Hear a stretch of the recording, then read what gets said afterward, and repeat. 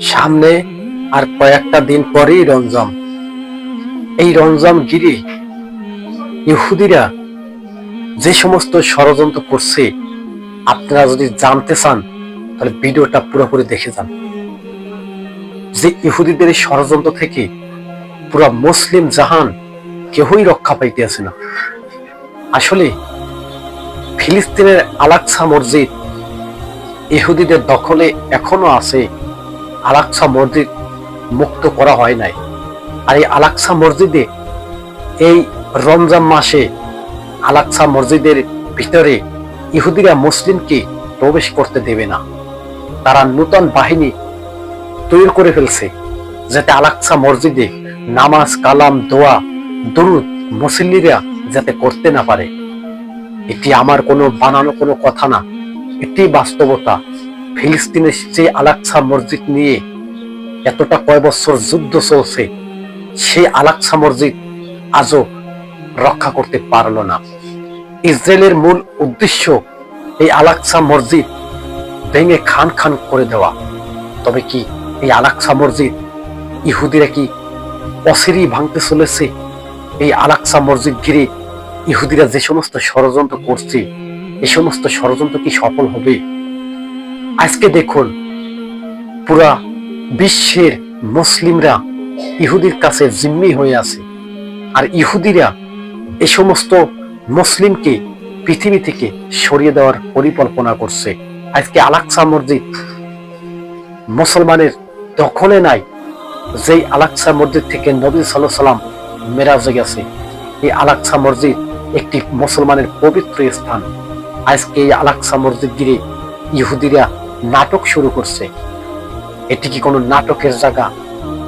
আজকে ফিলিস্তিন ম্যাসাকার করে ফেলছে এবং দাবি করছে যে ফিলিস্তিন রাষ্ট্রটা তাদের।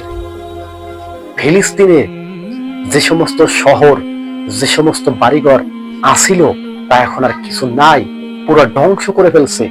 আর বাকি যেটুকু আছে ওটুকু ধ্বংস করার জন্য অভিযান চালাইছে। শুধু ফিলিস্তিন না, আজকে যদি ফিলিস্তিন রক্ষা করতে না পারে মুসলমানরা, এর জবাব একদিন দিতে হবে আখিরাতের ময়দানে। আমরা সবাই বসে আছি আবাবিল পাখির আশায় যে আবাবিল পাখি কবে আসবে, আমাদের কবে সহযোগিতা করবে। কিন্তু আবাবিল পাখি পাঠাইতো আবাবিল পাখি কখন পাঠাইতো? যখন দেখতো যে মুসলিম উম্মার নেতৃত্ব দেওয়ার মতো কেউই নাই।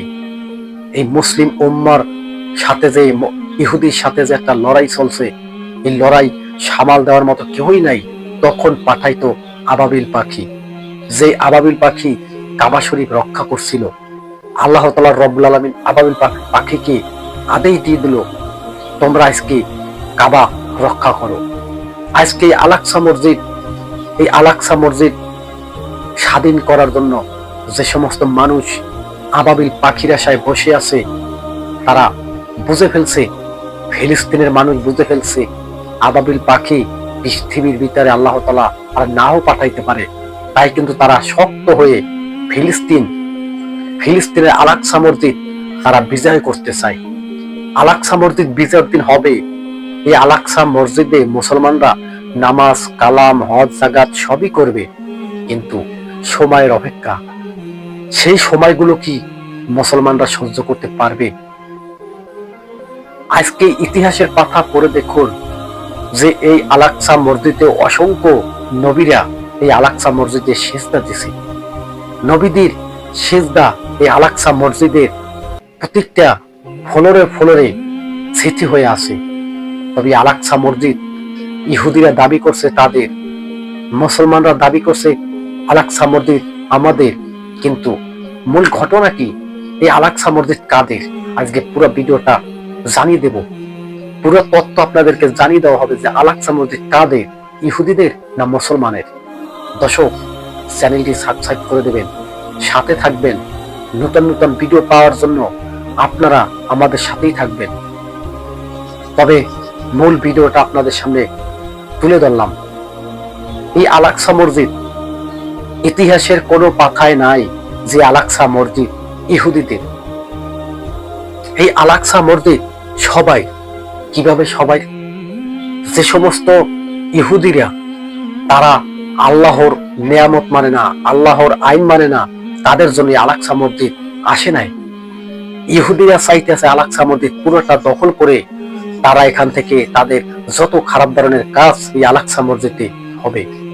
তবে এই আল-আকসা মসজিদ একমাত্র মুসলমানের এই আল-আকসা মসজিদ। কেননা মসজিদ মানে কি? মসজিদ মানে তো মুসলমানের জন্যই। মুসলমানরা এখানে নামাজ কালাম দোয়া দুরুদ পড়তো, আর আজকে সামনের রমজান ঘিরে এই আল-আকসা মসজিদ নিয়ে ষড়যন্ত্র করছে। এখানে নামাজ কালাম পড়তে দেওয়া হবে না, স্পষ্ট ঘোষণা দিছে ইহুদিবাদী কসাই। আজকে এই সমস্ত ইহুদিবাদীকে বলবো, একদিন ইহুদি বলতে কোনো জাতি থাকবে না, তো থাকবে না, থাকবে না মানে থাকবে না। ইহুদি বলতে কোনো জাতি থাকবে না। পাথরটা আমাকে বলে দেবে যে আমার পিছনে একটা ইহুদি আছে, তাকে হত্যা করো। ইহুদিরা পালাই থাকলে সমস্ত যা কিছুর পিছনে পালাবে, এই ইহুদিরা ওই জিনিসের জবান খুলে যাবে। ওদের অত্যাচারে দুনিয়াটা এমন ভাবে একটা পর্যায়ে চলে আসবে, অলরেডি চলে আসতে চলেছে। তবে বলবো, পুরো বিশ্বের মুসলমানরা একটাই দাবি, ইহুদিরা কেন মুসলমানের উপরে অত্যাচার করছে? ইহুদির পতন কবে হবে? ইহুদিরা কি আজও কি পৃথিবীর ভিতরে চিরস্থায়ীর জন্য থাকবে? দেখুন, চিরস্থায়ীর জন্য পৃথিবীর ভিতরে কেউই থাকতে পারবে না। সবাই একদিন মৃত্যু বরণ করতে হবে। আল্লাহর দরবারে হিসাব মুখোমুখি নিয়ে দাঁড়াইতে হবে। আজকে যারা ইমানের সাথে লড়াই করে মৃত্যুবরণ করছে, তারা কিন্তু শহীদের মৃত্যু। নবী সাল্লাল্লাহু আলাইহি ওয়াসাল্লাম তো বলেছে যে ইসলামকে রক্ষা করার জন্য লড়াই করে যায়, যুদ্ধ করে যায়, ওই ব্যক্তি যদি ওই যুদ্ধের ময়দানে মারা যায়, তবে সেই হবে আল্লাহর কাছে উত্তম একটা ব্যক্তি। সেই হবে সেই ব্যক্তি, যেভাবে নবী সাল্লাল্লাহু আলাইহি ওয়াসাল্লাম স্পষ্ট ঘোষণা দিয়ে গেছিল যে যারা ইমানের সাথে মৃত্যুবরণ করবে, যুদ্ধের ময়দানে কাফিরদের সাথে মুমিনের সাথে লড়াই হবে, ওই ময়দানে যে মারা যাবে সেও কিন্তু শহীদে মৃত্যু হবে। তবে দর্শক, দুনিয়াটা খুব মেসাকারের দিকে যাইতে আছে। তবে সবাইকে আহ্বান করে বলবো, যুদ্ধ, মারামারি, হানাহানি এগুলো কোনো ভালো কাজ না।